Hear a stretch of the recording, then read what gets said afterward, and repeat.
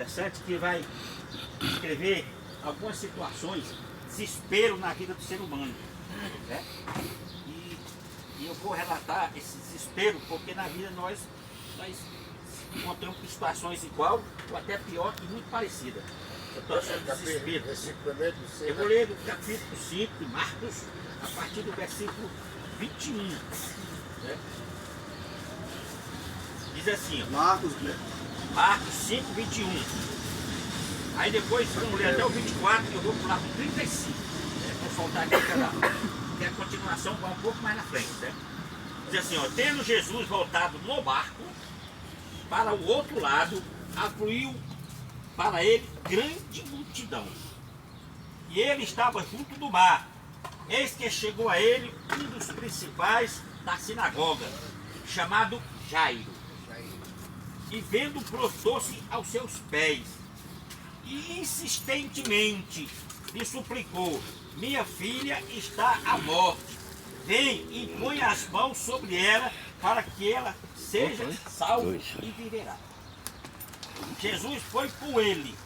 Agora eu vou pular para o 35, porque tem aqui uma outra passagem do milagre, também vou falar sobre ele, mas eu não vou ler não. Né? Aí o versículo 35, é a continuação daquilo que nós estávamos lendo. Falava ele ainda quando chegaram alguns da casa do chefe da sinagoga, a quem dissera: tua filha já morreu, porque ainda se incomoda o mestre.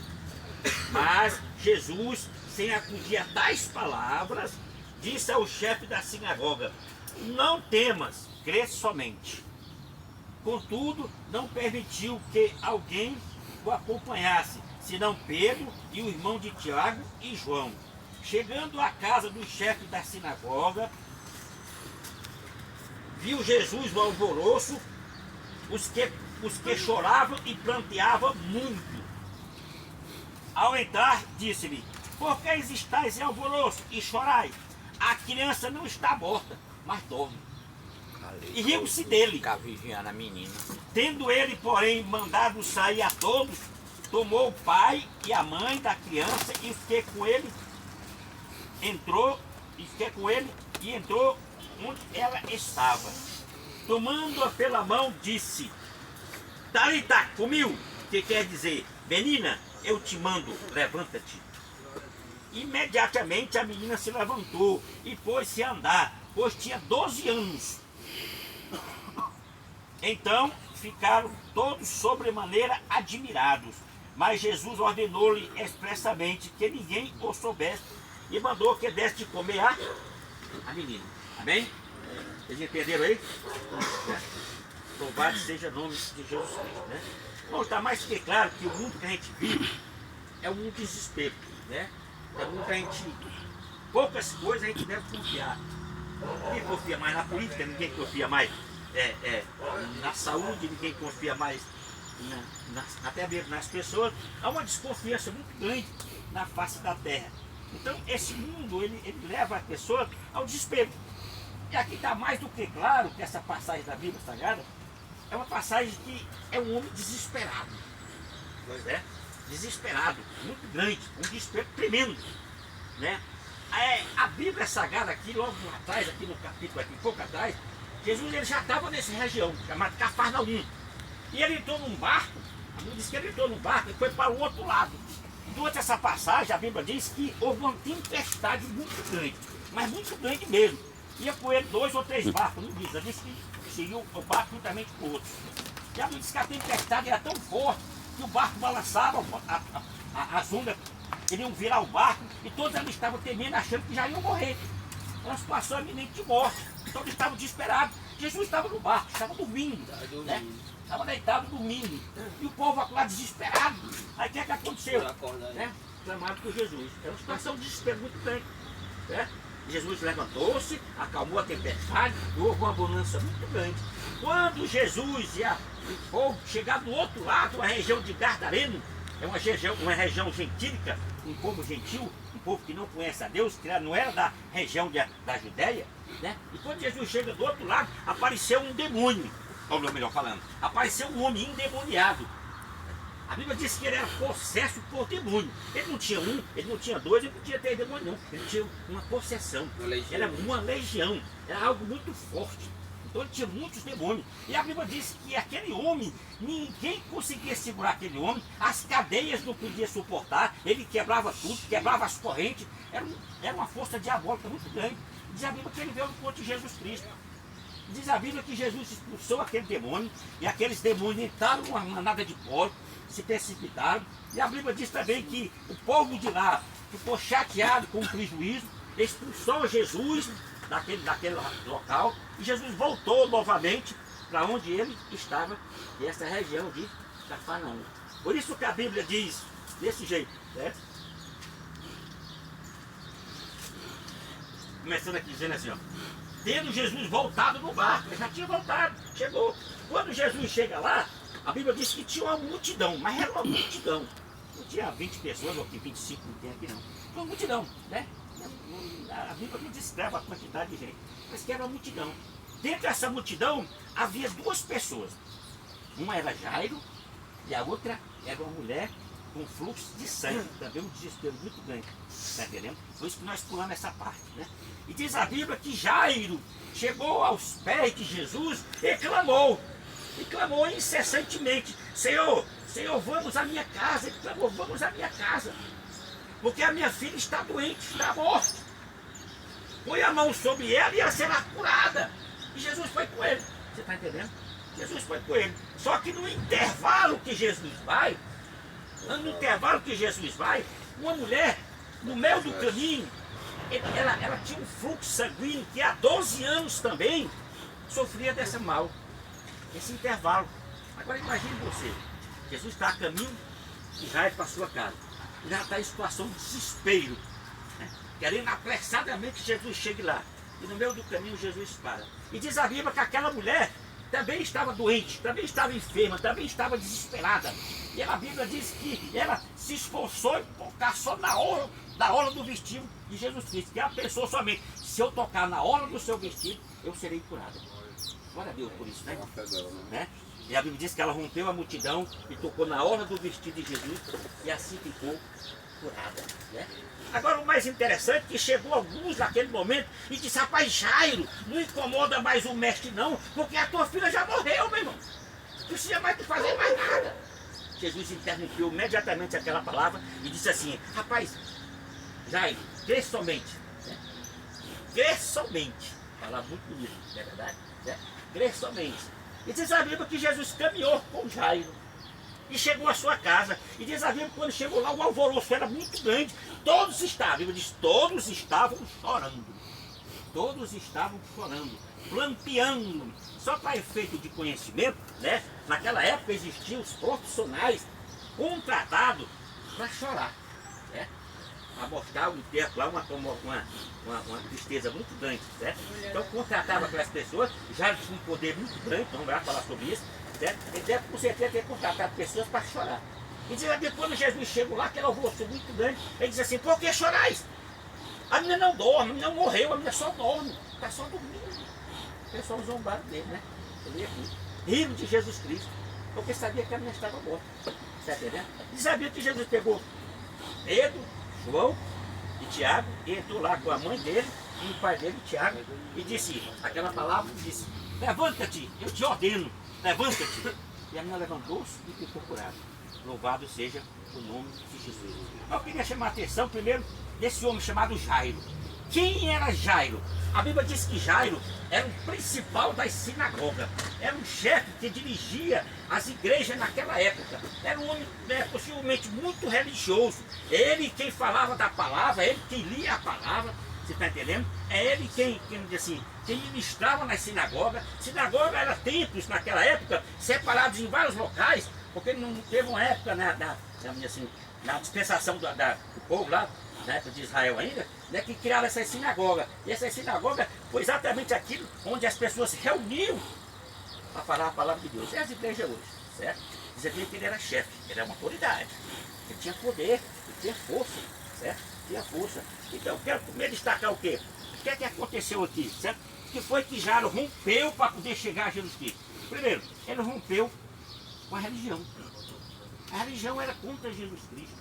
A religião ela se levantava contra Deus. Até porque, no versículo anterior, lá no capítulo 3, Jesus curou um homem chamado, não tinha o nome dele, mas ele tinha uma mão mirrada, que a mão dele era ressequida. Dizia a Bíblia que ele curou dentro da sinagoga. E daquela cura, né, porque era um dia de sábado, e o povo, os religiosos, já começaram a se levantar contra Jesus, já procuravam um plano para matar Jesus Cristo. E Jairo sabia disso. Jairo participava até disso. Está entendendo, certo? Mas que situação de desespero, meu irmão. As pessoas procuram algo na sua vida.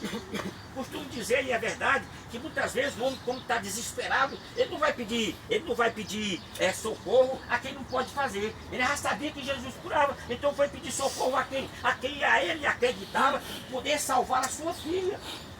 É assim que acontece na vida do ser humano.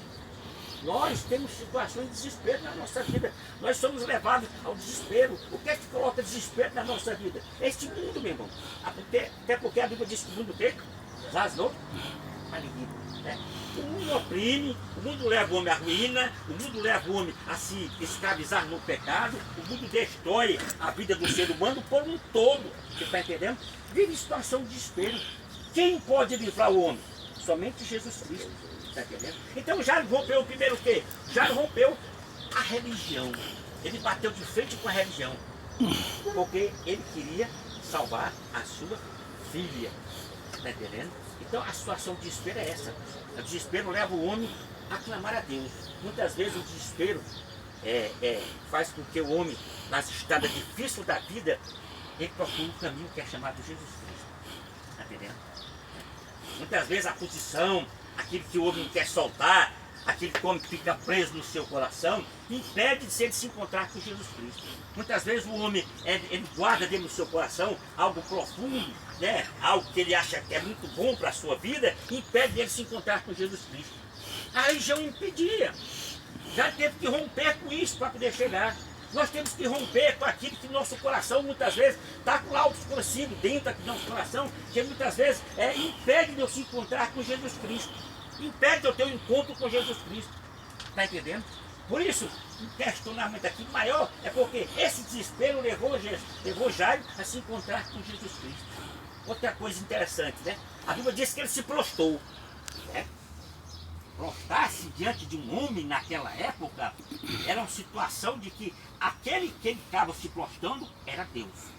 Nenhum judeu, veja bem, nenhum judeu se prostrava diante de um homem, a menos que aquele homem fosse Deus. Certo? E ele se prostrou, e a Bíblia diz que ele cessou como? Incessantemente. Ele não parava, ele não chegou, rapaz, por favor, dá uma vida na minha casa, porque a pessoa está doente, tem condição de entrar na minha casa, ver se tu pode distribuir a bolsa. Eu não fui assim não, meu irmão. A Bíblia diz que ele incessou. Senhor, vamos na minha casa. Senhor, vamos na minha casa. Senhor, a minha filha está doente. Senhor, a minha filha está morrendo. Vamos na minha casa. Vamos na minha casa. É urgente. Eu preciso de uma cura urgente. Eu preciso de algo que seja na minha vida urgente. Assim é a nossa vida, meu irmão. Nós precisamos algo urgente na nossa vida, porque senão a ruína vem sobre nós. Nós precisamos de uma transformação urgente, porque algo vem sobre nós que é a condenação. Isso é uma verdade, isso não é religião, isso é uma verdade. Ninguém vai chegar para Jesus, mestre, será que tu pode me salvar? Eu estou passando por um problemazinho. Não, o pecado é um problema não, o pecado é uma ruína. Ele destrói o ser humano. Precisamos chegar para Jesus, não é com a carinha de quem não quer nada não, é de quem realmente eu estou desesperado. Rapaz, eu preciso da minha vitória. Quem quer vitória? Você veio fazer o que aqui hoje? Você quer vitória na sua vida? A igreja prega muito sobre vitória, né? Vitória, mas muita vitória neste mundo. Nós temos que ter vitória contra o pecado, meu. Essa é a vitória maior. Nós temos que combater contra o pecado. A Bíblia diz que a gente tem que resistir o pecado até o sangue. Isso é muito profundo. Temos que resistir o pecado. Por quê? Porque essa é a nossa vitória maior. Por isso que a Bíblia diz buscar em primeiro lugar o reino de Deus e a sua justiça. E as demais coisas vos serão o quê? Acrescentadas. Você está entendendo? Era uma situação de desespero. Assim como aquela mulher estava desesperada, porque há 12 anos, veja, aquela mulher, ela não podia estar no meio da sociedade. Por quê? Naquela época que tinha um fluxo sanguíneo, era chamada de impura. impura porque o sangue descia, né? E aquela jorrava, e aquela mulher era considerada impura, falando assim em termos religião na época, certo? Então ela sai do meio da sociedade, era como uma lepra, certo? Muito parecido com uma lepra, certo? Então é uma situação difícil. Imagine você sair do meio da sociedade, do meio do mundo afora, certo? Porque em situação de desespero eu preciso de Jesus Cristo. Mas se eu tenho uma condição de vida ruim, ou se eu moro na rua, eu sou viciado, eu sou preso por um pecado, eu não consigo soltar, mesmo ouvindo o evangelho, eu saio daqui e vou beber, e vou fazer a mesma coisa, eu preciso urgente de Jesus Cristo, irmão. Só Jesus pode tirar a nossa situação de desespero. E foi isso que o Jairo fez. E diz a Bíblia que ele se ajoelhou, ele clamou incessantemente. Isso é uma fé, meu irmão. É a fé. É a fé que pode salvar somente o homem. Diz a Bíblia que Jesus saiu com Jairo. Interessante isso, né, irmão? Jesus caminhou com Jairo. Quando Jesus caminha com as nossas vidas, a nossa vida não é mais a mesma, não.